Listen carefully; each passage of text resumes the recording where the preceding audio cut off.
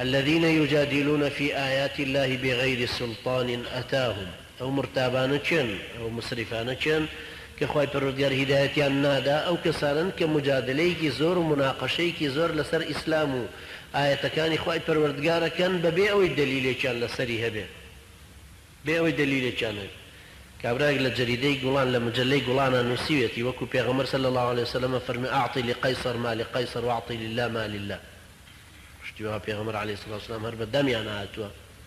روي رجبه بمقالي نسيوتي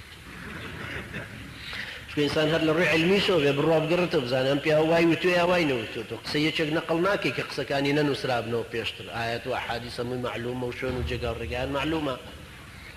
هروها يجي شتريا نسيوتي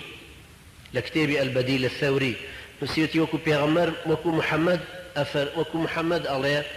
إن الله لا يغير ما بقوم حتى يغيروا ما بأنفسهم أبي شان آيات بناي بيغمر وكردوتي عليه الصلاة والسلام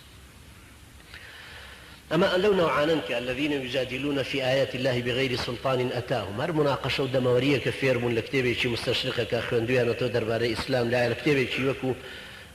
كتابة كاني جورجي زيدان وأنا ترك لسر تاريخ إسلام بمشوهين وسيويانا ما نجوكو توتي إلينو هنا ينتو بيش وزان إيمان لقرقراغ ما نو قرتوه